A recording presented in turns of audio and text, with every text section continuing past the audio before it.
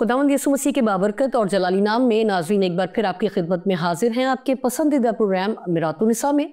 खुदावंद का शुक्र करते हैं कि हम सब खैरियत से हैं और उम्मीद करते हैं कि आप सब भी खैरियत से होंगे, खुदावंद में मसरूर होंगे, खुदावंद में शादमान होंगे।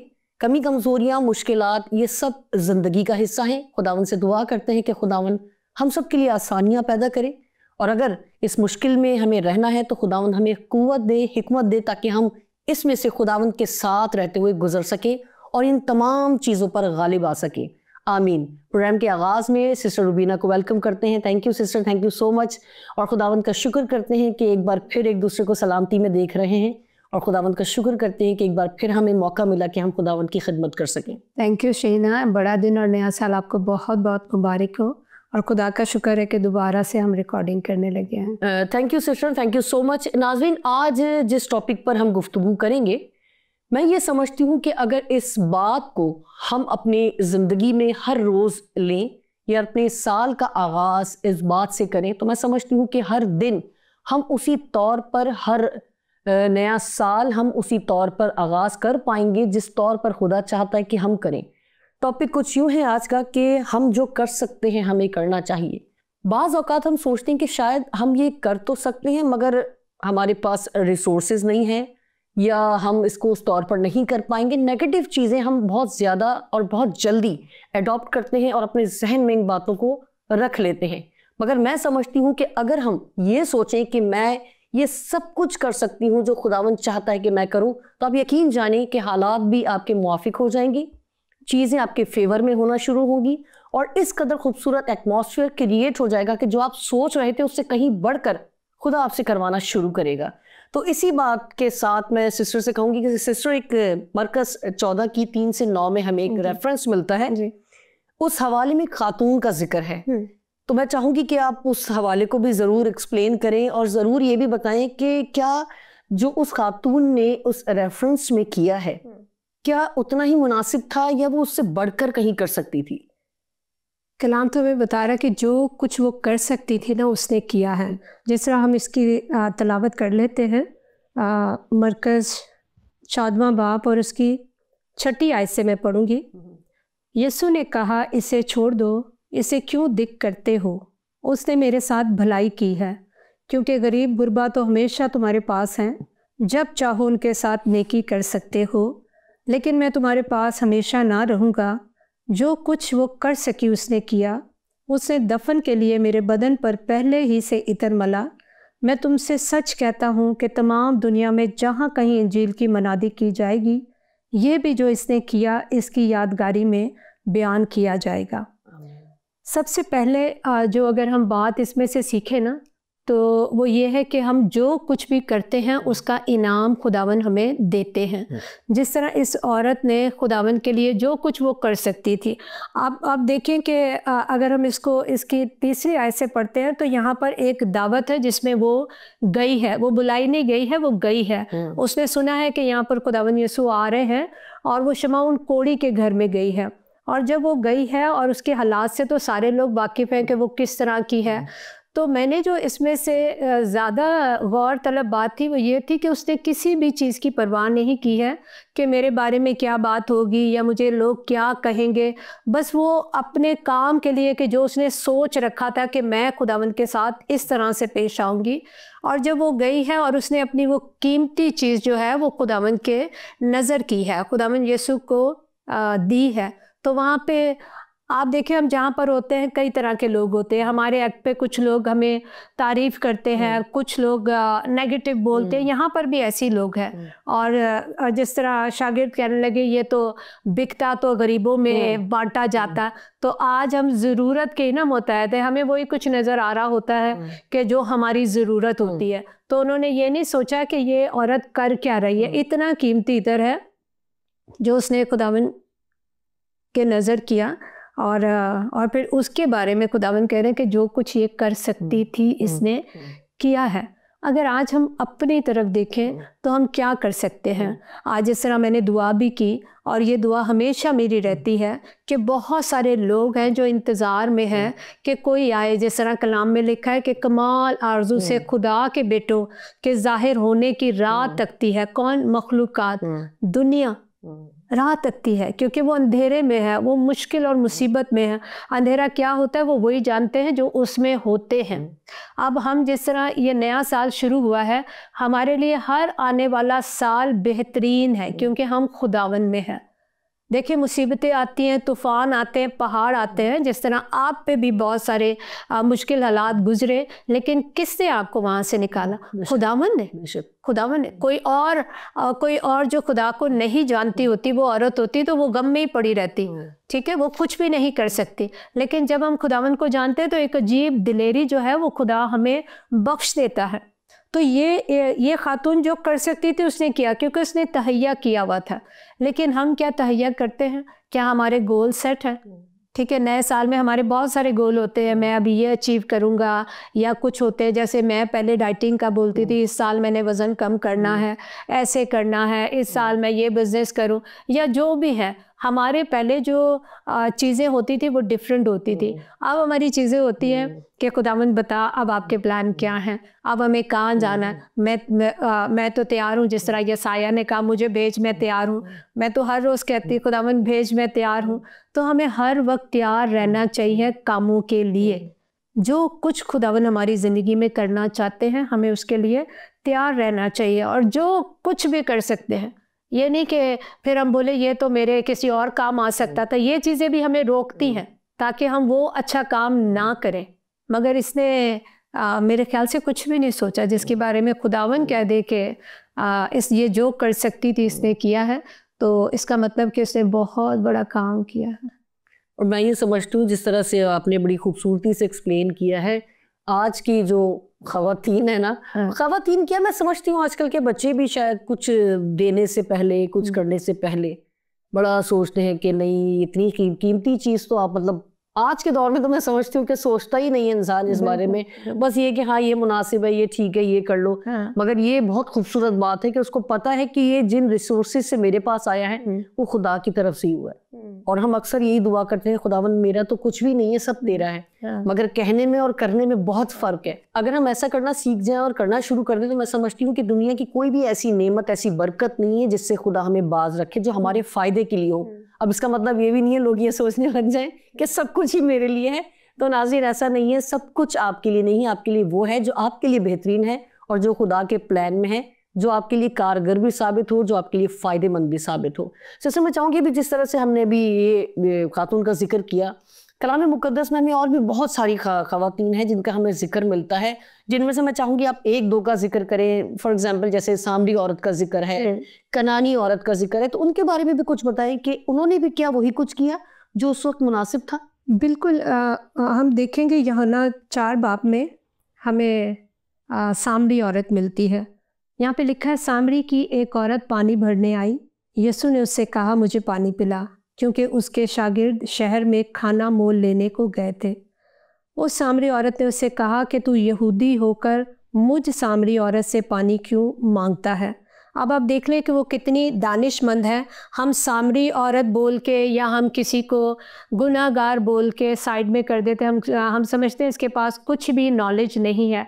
लेकिन आप देखें कि वो खुदावन यीशु के साथ जो है ना वो सवाल जवाब कर रही है, क्योंकि यहूदी सामरियों से किसी तरह का बर्ताव नहीं रखते थे। यीशु ने जवाब में उससे कहा, अगर तू खुदा की बख्शीश को जानती और ये भी जानती कि कौन है जो तुझसे कहता है कि मुझे पानी पिला, तो तू उससे मांगती और वो तुझे ज़िंदगी का पानी देता।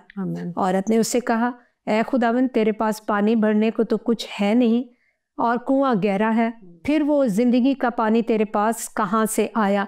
देखिए वो कितनी लॉजिकल बातें कर रही है। ठीक है, क्या तू हमारे बाप याकूब से बड़ा है जिसने हमको ये कुआं दिया और ख़ुद उसने और उसके बेटों ने और उसके मवेशी ने उसमें से पिया। यीशु ने जवाब में उससे कहा, जो कोई इस पानी में से पीता है वो फिर प्यासा होगा, मगर जो कोई उस पानी से पिएगा जो मैं उसे दूंगा वो अब तक प्यासा ना होगा, बल्कि जो पानी मैं उसे दूंगा वो उसमें एक चश्मा बन जाएगा जो हमेशा की ज़िंदगी के लिए जारी है। औरत ने उससे कहा, ऐ खुदावन, वो पानी मुझको दे ताकि मैं प्यासी ना हूँ। पानी भरने को यहाँ तक मतलब वो अब वो कह रही है कि वो पानी मुझे भी पिला ताकि मैं प्यासी भी ना हो और पानी भरने को यहाँ पर भी ना हो, क्योंकि घर से कुएं तक का सफ़र लंबा था और वो काफ़ी दुश्वारियों से गुज़र के वहाँ तक आती थी।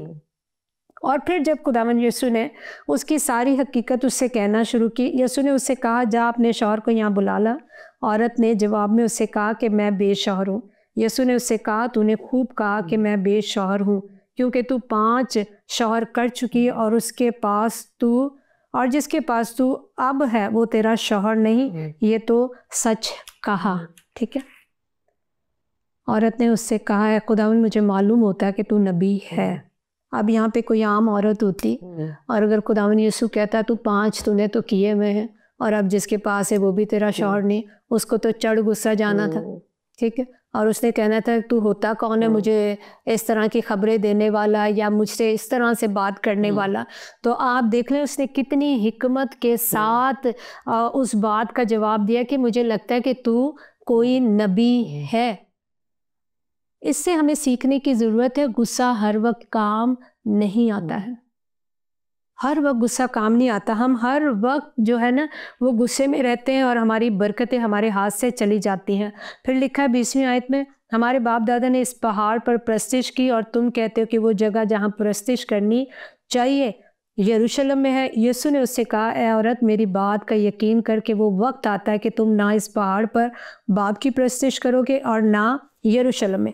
ये पैसेज काफ़ी लंबा हो जाएगा लेकिन मैं उस पॉइंट पे आती हूँ कि किस तरह से उसने सारी बातें की खुदावंद से और फिर उसने कहा कि उसने मुझे मेरे काम जो है ना वो मुझे बता दिए।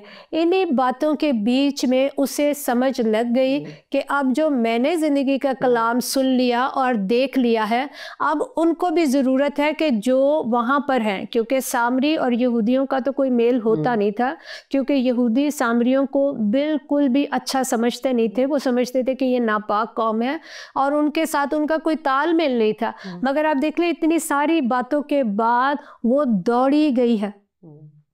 ठीक है। उसने अपना घड़ा वहीं पर रखा और ये नहीं कि घड़ा उठाकर, आज अगर हम खिदमत करते हैं हमारी कोई ना कोई मजबूरी है, हम कोई ना कोई मजबूरी के साथ कर रहे हैं या हम कह रहे हैं कि फ़लाने ने किया और वो यहाँ तक पहुँच गया तो फिर हम उसको देख के कर रहे हैं।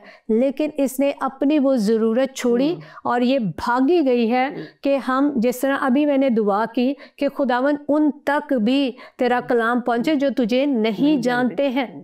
तो देखें ये इसने जब खुद वो चीज़ें पाली ना कि ये बरकत वाला कलाम और ये जो मैसेज इसने मुझे दे दिया अब मुझे दूसरों तक पहुंचाना है, तो वो दौड़ी चली गई है। इसका मतलब जो वो कर सकती थी उसने वो किया। आज हमारे उज़र ही नहीं ख़त्म होते, आज हमारी परेशानियां नहीं ख़त्म होती।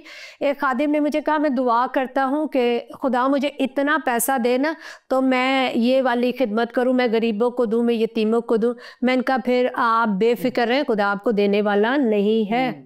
कहने लगी क्यों सिस्टर जी? मैंने कहा क्योंकि जो कुछ आपके पास है ना वो तो आप निकालते नहीं, आप कहते और मिलेगा। तो जो कुछ आपके पास है, उस बेवा औरत के पास 2 दमड़ियाँ थी और उसने वही खुदावंद के हुजूर में पेश कर दी।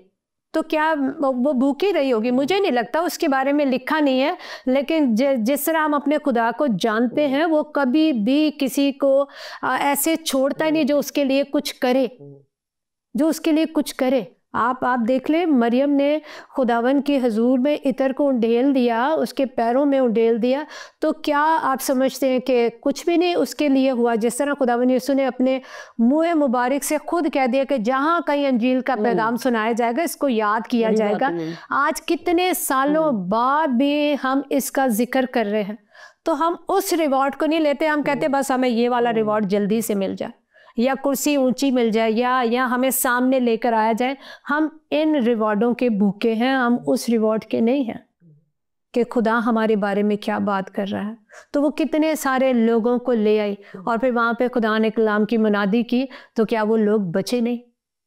कितने लोग बच गए उसकी मुनादी के वसीले, उसके काम के वसीले, उसकी लगन के वसीले के जो मैं बचाई गई हूँ। तो आज हम में से हर ईमानदार की पहली ख्वाहिश ये होनी चाहिए कि जो अभी तक खुदावंद यीशु को नहीं जानते हैं उन तक मसीह को लेके जाना है, उन तक कलाम को लेके जाना है।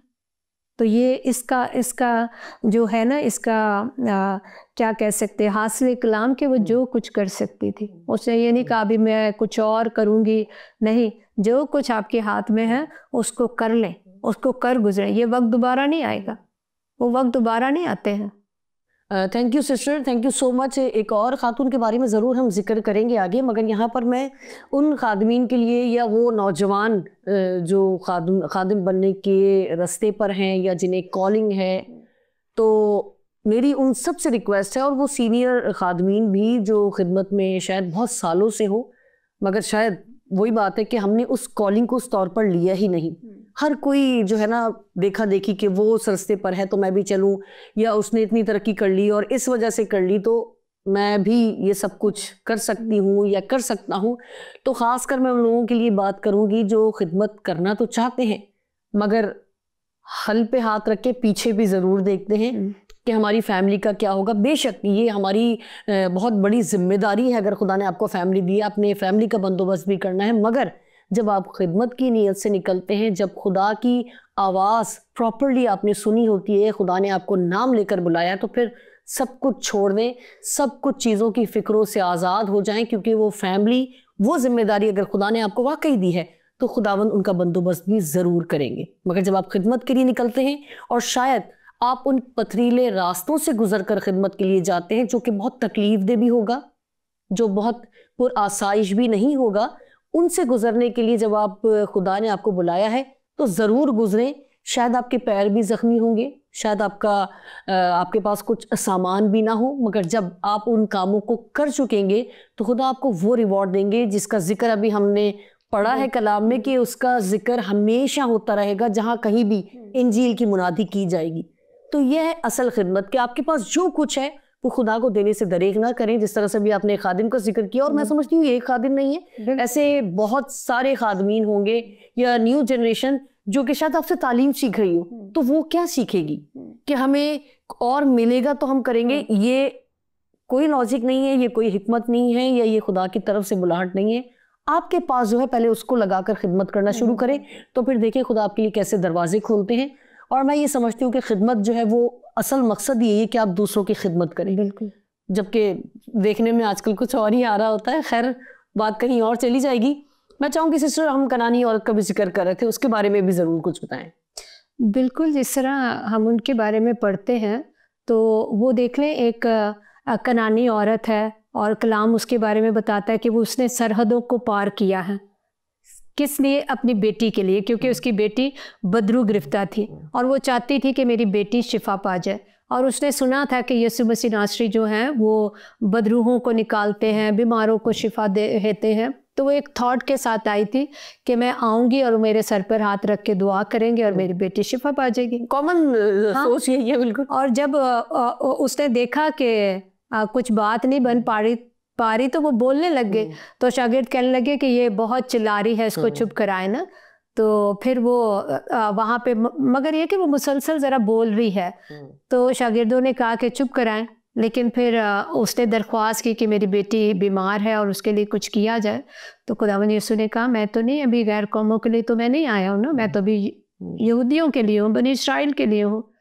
तो फिर जो सख्त अल्फाज उन्होंने कहे कि लड़कों की रोटी लेके कुत्तों के सामने डालना तो रवा नहीं है, और कितने तहम्मुल से उसने वो जवाब दिया कि कुत्ते भी जो मालिक के मेज़ पे से टुकड़े गिरते हैं उसी से अपना पेट भरते हैं। तो मैं समझती जिस तरह हमने एंगर का जिक्र किया, गुस्से का जिक्र किया, एंगर और डेंजर में ना कुछ ज़्यादा फ़र्क नहीं है। अगर वो भी औरत गुस्से में आ जाती तो उसकी बेटी शिफा कभी भी नहीं पाती। बिल्कुल ठीक है। अगर वो जिस तरह जो अल्फाज खुदावंद यीशु ने उसके बारे में कहे हैं, तो अगर कोई हमारी पंजाबी बहन होती या पाकिस्तानी बहन होती तो वो कहती है कि जा पर, ठीक है, मैं किसी और पादरी के पास चली जाऊंगी, वहाँ जाके दुआ करवा लूँगी। लेकिन उसने इतने तहम्मुल के साथ जवाब दिया। आज हमें भी तहम्मुल करने की ज़रूरत है। हम भी बहुत सौ को बचा सकते हैं। माँ बाप हैं, वो अपने बच्चों को बचा सकते हैं, चाहे वो किसी भी हालत में चले गए हों। सब्र के साथ, तहम्मुल के साथ ये करना बड़ा मुश्किल है, लेकिन अगर हम गौर करें ना तो खुदावन आज भी हमारे लिए तहम्मुल किए हुए है। सब्र किए हुए है कि कब मेरा ये बेटा ये बेटी सही रास्ते पे आ जाए।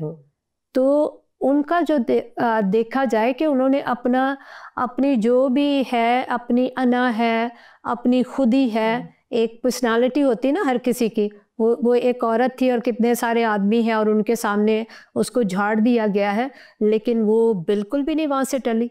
और हमें कोई एक दफ़ा बोल दे या मैं आम मसीह की बात करूं, अगर वो 5-6 महीने चर्च जा रहा तो उसका तो जवाब दे देता है सब्र। वो कहता है कि ये चर्च ही सही नहीं है या ये खादिम ठीक नहीं है, मैं किसी और को ढूंढूं, मैं कहीं और जाऊं। तो तहम्मुल करना बहुत सख्त ज़रूरी है। कलाम में लिखा सब्र को अपना पूरा काम करने दो। तो हम सब्र को तो काम करने ही नहीं दे रहे होते। उसने सब्र किया, ठहरी रही, और खुदावन ने फिर कहा कि इस जैसा ईमान मैंने इस्राएल में नहीं देखा। सिस्टर अभी आप जो बात कर रही थी कि अगर खादिम ऐसे बोले तो वो अगर पाकिस्तानी औरतें हों या बहुत तेज़ मिजाज की या गुस्सा करने वाली खातून हो, तो मैं ये समझती हूँ तो बड़ी दूर की बात है। हाँ, आजकल खादिम भी ऐसे नहीं है। हाँ, वो पहले से ही डरे होते हैं। वो कहते नहीं इनसे ऐसी बात नहीं करनी, या घर में भी जाएं तो ऐसी बात नहीं करनी, कहीं हमारी मेंबर जो है नाराज़ ना हो जाएं। जिस तरह हम कहते हैं ना कि हमारा जो रवैया है वो मसीह जैसा होना चाहिए, तो उसमें सिर्फ तहम्मुल नहीं है। आप देख लें खुदावन यीशु ने सख्त बातें भी की हैं, कोड़ा भी उठाया है। ठीक है, आज हम ये सब कुछ करने से डरते हैं क्योंकि हमारे अंदर जो है ना बड़ी प्रॉब्लम है। वो बात मैं बोल नहीं सकूंगी, वो प्रॉब्लम है। तो फिर अगर मैं किसी और को ठीक करूं और वही चीज़ मेरे अंदर हो, क्योंकि पौलुस रसूल कहते हैं जिस चीज़ों के बारे में तू कहता है ना, चोरी नहीं करो, ये नहीं करो, वो खुद करेगा तो फिर तो कोई फ़ायदा नहीं है ना। वो तो हमें मिसाल बननी है। ठीक है, कि अगर मैं ठीक हूँ तो मैं आपको ठीक कर सकती हूँ। और कलाम ये भी बताता है कि अंधा अंधे को राह दिखाई नहीं सकता। तो जो खुद अंधा, तो वो तो आपको अगर लेके चल पड़ेगा तो दोनों का एक्सीडेंट हो जाएगा। तो अगर दोनों में से एक आंखों वाला है, एक मसीह के रवैये वाला है, ठीक है, उस जैसा है, तो फिर तो वो एक शख्स को क्या, वो तो बथेरों को खींच लाएगा। तो ज़रूरी है ये खातून जो है ना, इनसे बहुत कुछ सीखने को मिलता है। हम क्योंकि हमारे प्रोग्राम का वक्त कम होता है तो हमें वही जो मेन बातें होती हैं वही करनी होती हैं। तो उन्होंने अपनी बेटी को बचा लिया। आज ज़रूरत है हम किसी को बचा सकते हैं। ठीक है, हमारे बेटे बेटियां हमारे हाथों से जा रहे हैं, हम उनको बचा नहीं पाते हैं। ठीक है, हमारे कौम के बच्चे किस हालत में जा रहे हैं, हम उनको बचा नहीं सकते। मैं समझती आपने जा के नहीं बचाना है। मैं समझती सबसे बड़ा हथियार खुदा ने हमें दुआ का दिया है। हमने 2024 में जो दुआएं की ना, शहीना, वो 2024 के एंड में हमने देखना शुरू की, और अब तक हमने देखना, अभी तक हमें उनके जवाब मिल रहे हैं। तो दुआओं के जवाब आते हैं, मगर खुदावन के वक्त के साथ। ठीक है, खुदा का एक वक्त है जब दुआओं का जवाब देने का। तो अगर आप किसी को बचाना चाहते हैं तो दुआ करना शुरू करें, खुद ना चले जाए। ठीक है, फिर आप डंडे खाएंगे, फिर आप प्रेस कॉन्फ्रेंस बुलाएंगे, फिर आप कहीं पे क्या क्या बातें करेंगे। खुदा ने कहा कि बोलने वाले तुम नहीं बल्कि बाप का रूह है। तो बाप का रूह कब आपसे बात करेगा? जब आप दुआ में झुकेंगे, जब आप खुदा से पूछेंगे कि हाँ खुदा ये मेरे लिए है, मैं इसको कलाम सुना सकती हूँ या सुना सकता हूँ। दुआ जो है ना वो बेहतरीन हथियार है जो खुदा ने मसीहों को दिया है, हम उसको इस्तेमाल नहीं करते। कलीसिया उस तौर से मैंने देखा आजकल जो है चर्चेस में एक्टिविटीज़ जितनी है ना, उतनी दुआ और रोज़े की मीटिंग्स नहीं है। आप कह देना दुआ और रोज़े की मीटिंग होनी है, नहीं आएंगे। लेकिन जब आप कहेंगे कि कोई एक्टिविटीज़ है तो फिर तो सारे लोग, माएँ बच्चों को मार मार के लेकर आएंगे, मगर दुआ के लिए नहीं, दुआ के लिए नहीं। मसीह भूल गए हैं, कलीसिया भूल गई है कि उनकी दुआओं की वजह से जेलों के दरवाजे खुले। वो भूल गई है कि उनकी दुआओं के वसीले कैदियों को रिहाई मिल गई है। कलीसिया भूल गई है, मगर खुदावन का पाखरू चाहता है कि हम कलीसियाओं को जगाएं, उनके लिए भी दुआ करनी पड़ेगी। Thank you sister, thank you so much. नाजरीन, हमने प्रोग्राम का आगाज़ किया था इस बात से कि हमें जो करना चाहिए वो हम ज़रूर करें, या जो कुछ हम कर सकते हैं उसे करना लाजिम है।